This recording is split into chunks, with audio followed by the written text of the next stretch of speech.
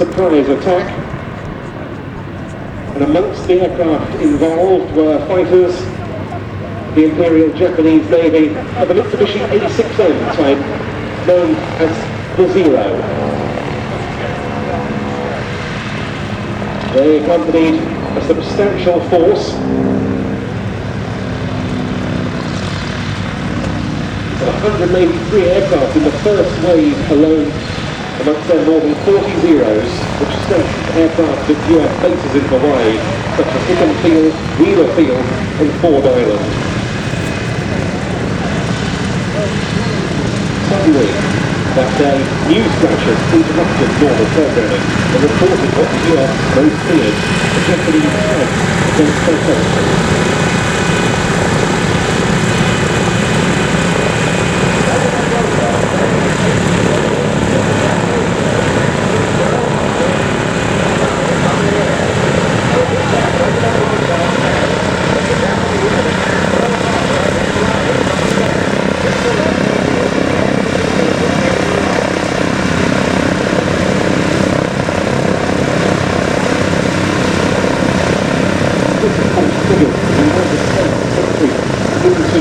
World War II.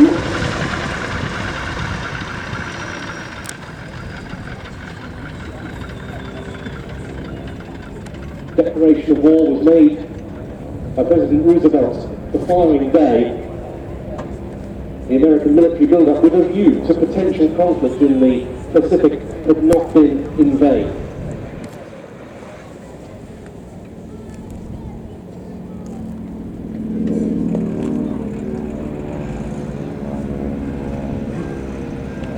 Here we have a lone Japanese fighter, a lone Zero. I was thinking that, I think it's in the vicinity, about to once again perform a strike against a US airfield. No, I think it's like a record. Dive in on our left.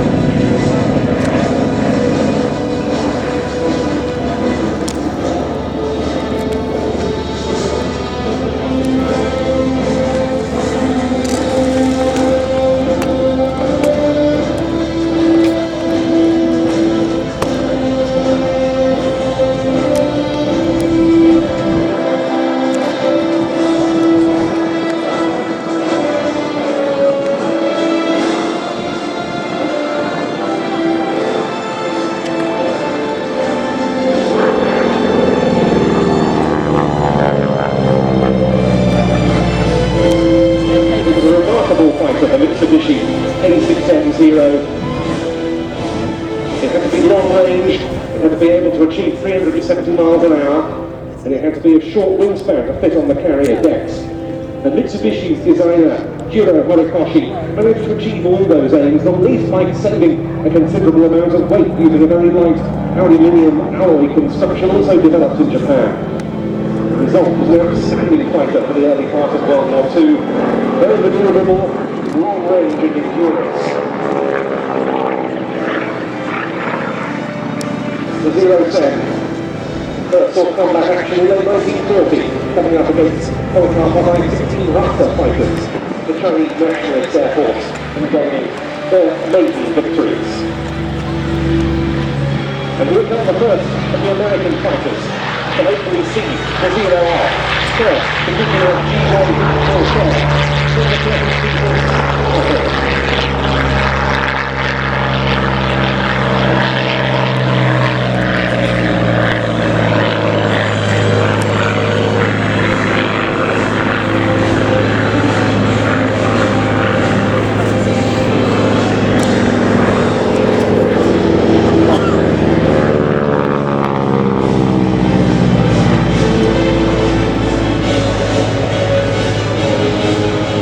Zero's light range and long range came at a cost because the A6M was vulnerable to enemy fire and having protection negated its advantages. But the pilots of the Imperial Japanese Navy were very skilled at engine management and long-range navigation in the Pacific Theatre. Give one example of their exploits. In August 1942, when occurred the Battle of Guadalcanal, the first big Allied offensive in the Pacific, and the renowned Japanese sub-lieutenant Saburo Sakai, who saw 28 official victories,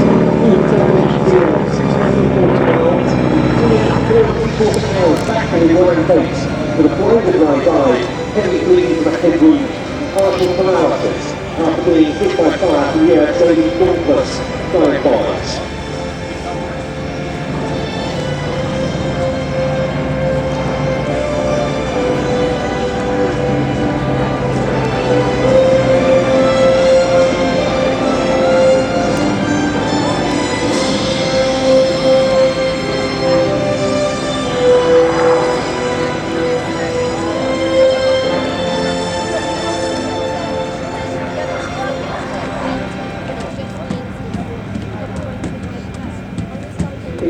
Zero for another attack run, I think another pair of American fighters are ready to go off after it.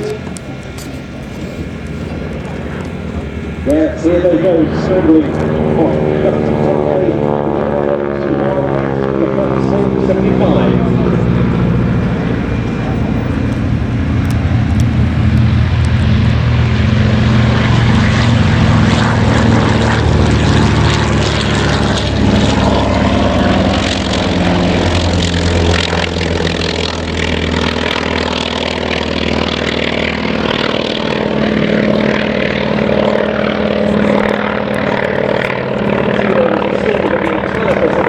Because the Allies started controlling the time 1942 at the Battle of Corsair and Midway. They scored important successes in destroying Japanese carriers, 4 of them at Midway alone. But now, here come the Corsair and the Commodore.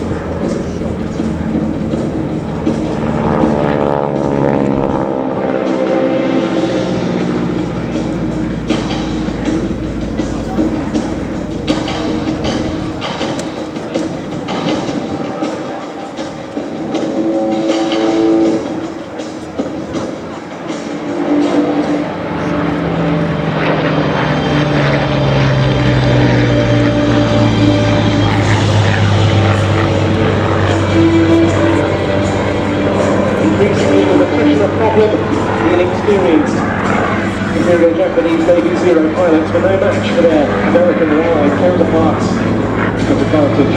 The weaknesses of the Zero and the man who was flying it. So the Allies had to develop practice suits to countering the Zero, but it used limited surprise and advantages of heightened speed to negate the Japanese fighter's rate of climb and its turning ability.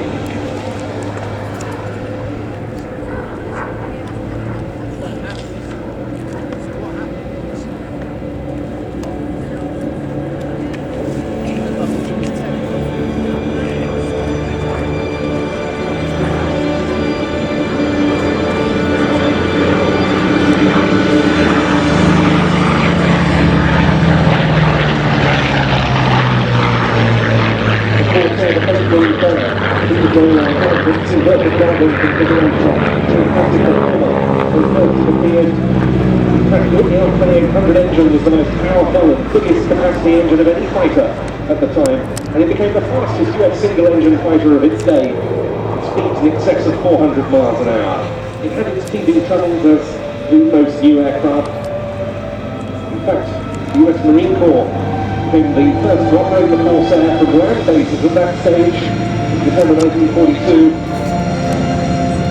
And it was looking very pretty down on the Royal Navy, whose tolerance to fight collections aircraft appeared today. But qualified for the Corsair for carrying operations before even the year leading itself.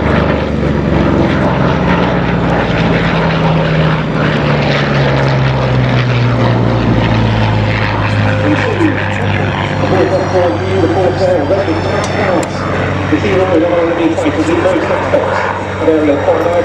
The US Marines employed its Corsairs very effectively as a fighter and fighter bomber as they helped with the island-hopping campaign through the Pacific.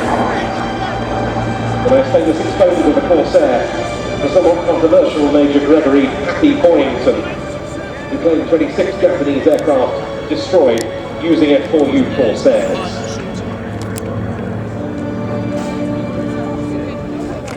The air arm of the Royal Navy had 18 squadrons of Corsairs at one point, including in both the European and Pacific theatres.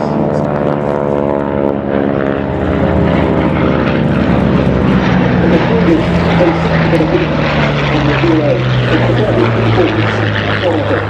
And about 30s, 40s,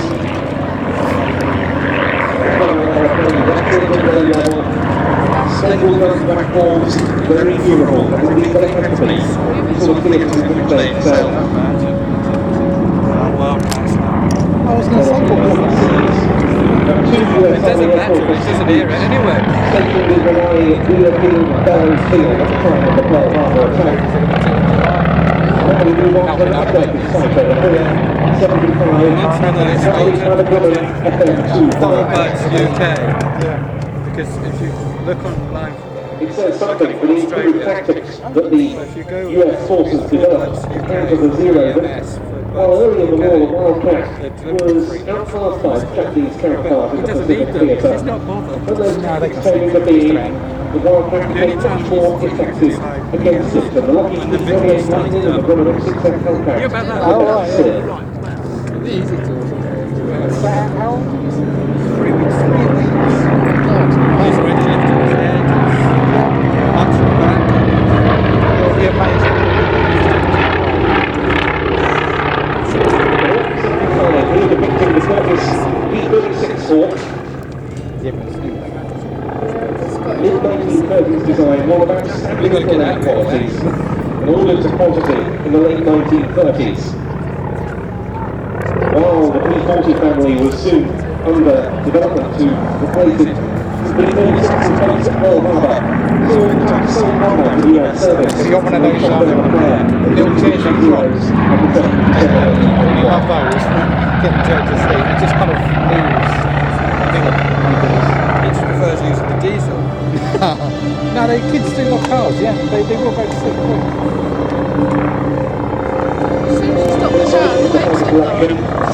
That's the problem. Don't stop. One of the nations in which the fight participated.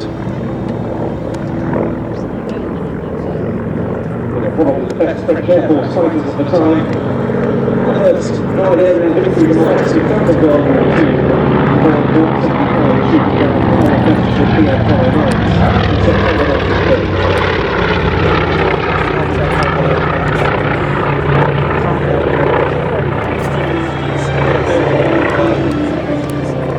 See how long before the Navy's moving.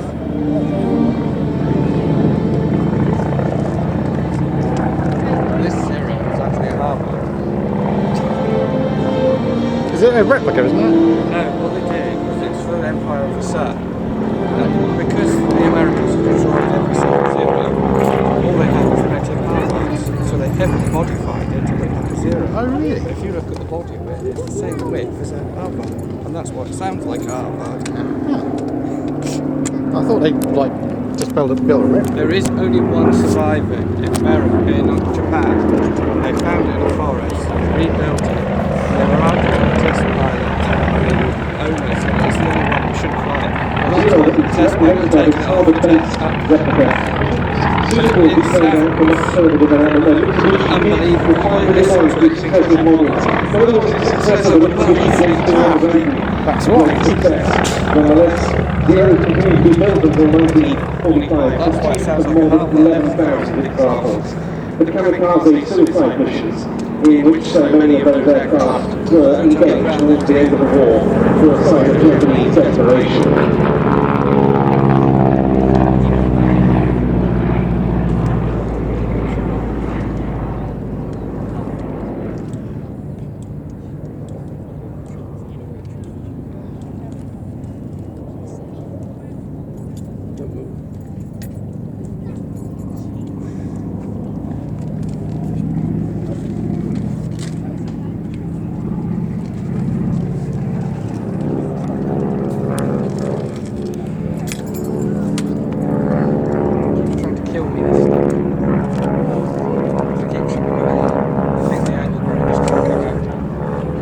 and it's like somehow one of those American fighters was successful in achieving its objective of countering the Japanese bombers.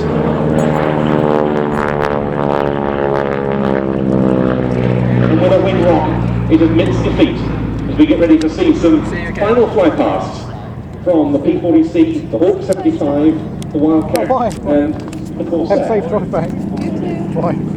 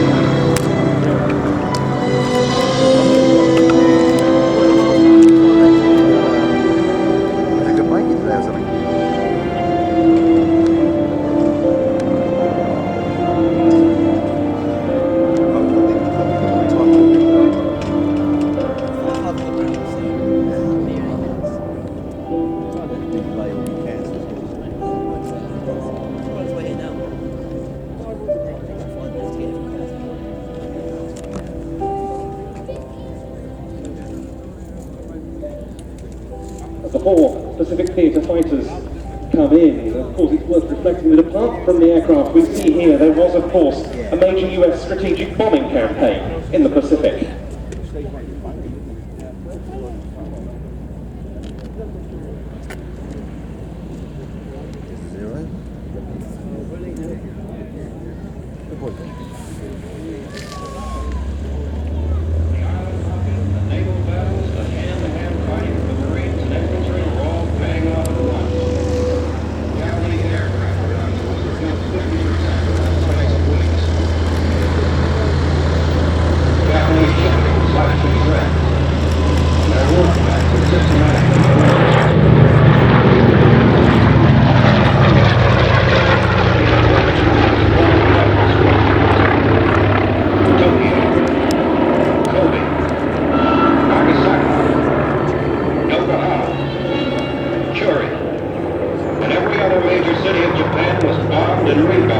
B-29s. Entire cities were destroyed.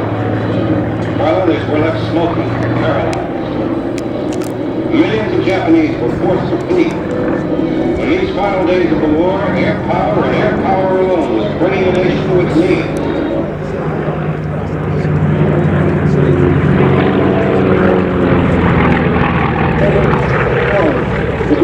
Super Fortress propagator flying and so many of those aircraft did from Taipan and the Marianas Islands. That's not three planes, so Japanese planes. I identified them as cyber planes. As turns out, I now know all the details, but they were there off about a mile away, and I saw them head for me. They're just tight about it. And two of them left. And then one of them made a wide C and turned around and came back directly at me. I thought he was a funny shot. But as he circled in and throttled back, he was moving slowly. He pulled in I could look down on them from my position, and I wondered if nothing happened. And then as he was directly in front and starting below me, he saluted. And see, I couldn't comprehend all that. And it took me years to really find out what that was all about. And I guess that I found out later on, all people are not evil because they were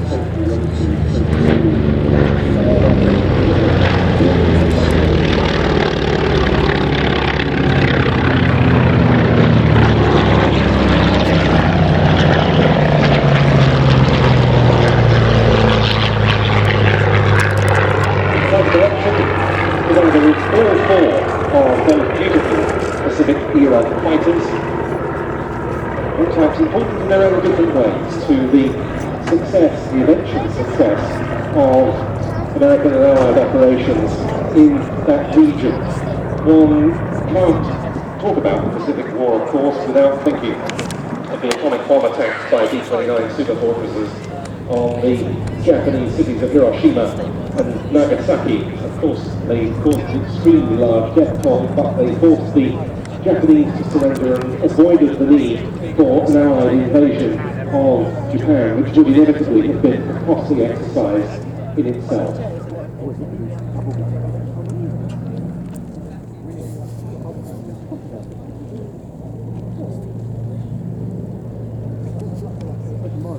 The Corsair, leading in the quartet, appears in the markings of Fleet Air example that itself served in the Pacific in late 1945 with 1850 Squadron aboard HMS Vengeance.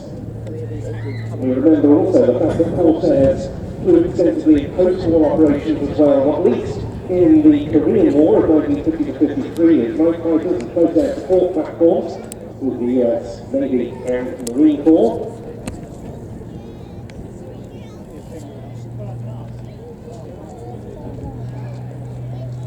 French naval aviation, the Naval used them in Indochina, Syria, Algeria and Tunisia.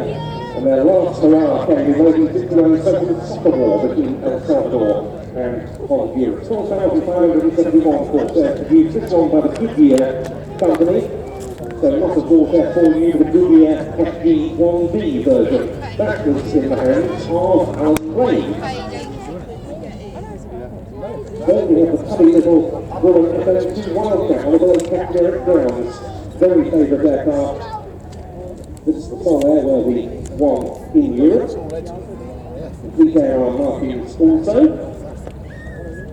That was flown by the Fighter Collections chief pilot Pete Kennedy, also rolling out that beautiful Battle of France Survivor Hawk 75 at the controls of that was Brian Smith. And the beautiful silver P40C Tomahawk from the Fighter Collection also. Aircraft displayed a couple of recent flying legends displayed, but not on the AWN shows at Duxford, marked up as aircraft for senior officers at Chinook Field, Kansas. That was piloted by Stu Goldspink, and the enemy was represented by Patrice Marchasson in the Zero replica.